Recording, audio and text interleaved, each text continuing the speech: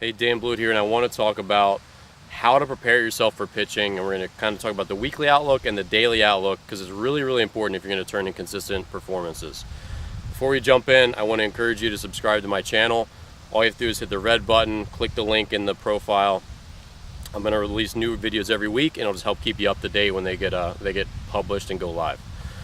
So today, I get asked a bunch, like, what do I do to turn in consistently good results on the mound? How do I be consistent? What can I do to make sure I'm mentally prepared to pitch? So number one, your weekly routine, and this is going to take some honing over time. It should be it should be developed with a good strength coach, with a pitching coach, with someone perhaps more experienced than you.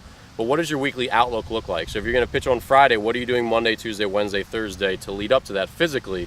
Your physical weekly workload should be very constant from one week to the next. And if it's not, then it's going to be tough to turn in good performances on Friday when maybe you did way more strength training or way more running or way more arm care, way more throwing on one week than the next. So you want to try to figure out, hey, what works for me? And it'll take a lot of trial and error and a lot of tinkering over the years. But once you start to lock it down a little bit more and you get into in season, you want to try to be as consistent as you can. So you know, like, this is my day to do this is my day to do that.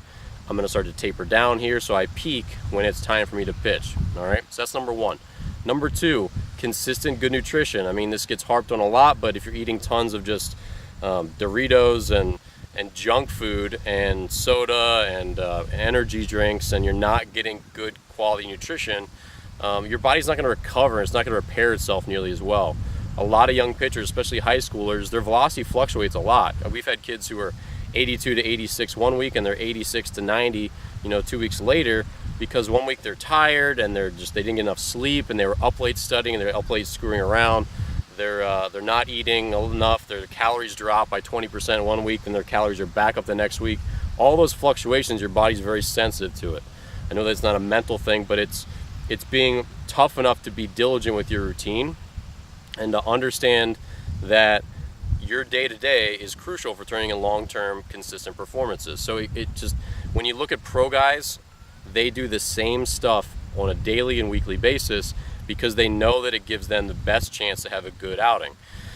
So anytime you're talking to a high-level pitcher who's done it for a long time, he knows, no, I'm not going to touch that this week, or no, I'm not going to do that. I don't do that during the season, because they want to stay sharp and they want to give themselves the best chance to succeed.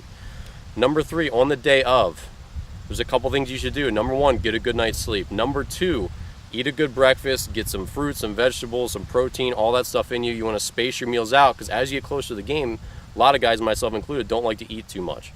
I was not going to eat a lot after like 2 p.m. on a 7 p.m. game when I'd start or I'd come in a relief, whatever.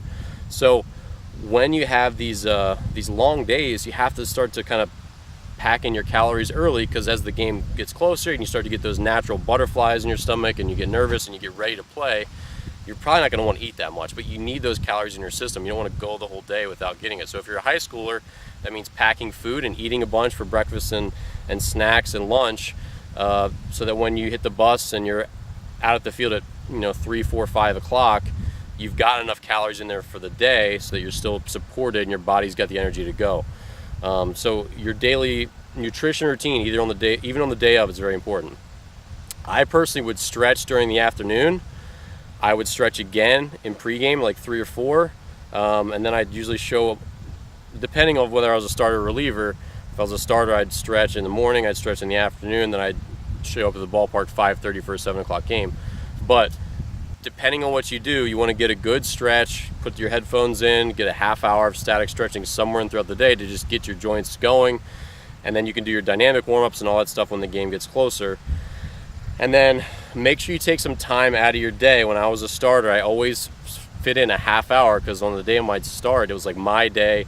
I didn't owe anybody anything else. I wanted to carve out a half hour where I could sit and be quiet and meditate and visualize myself doing well that night. Visualize and work on mentally the stuff that I was struggling with. So I'd visualize myself throwing 2-0 changeups, throwing 3-1 curveballs for strikes, burying the curveball when I needed to, all that stuff, getting out of jams.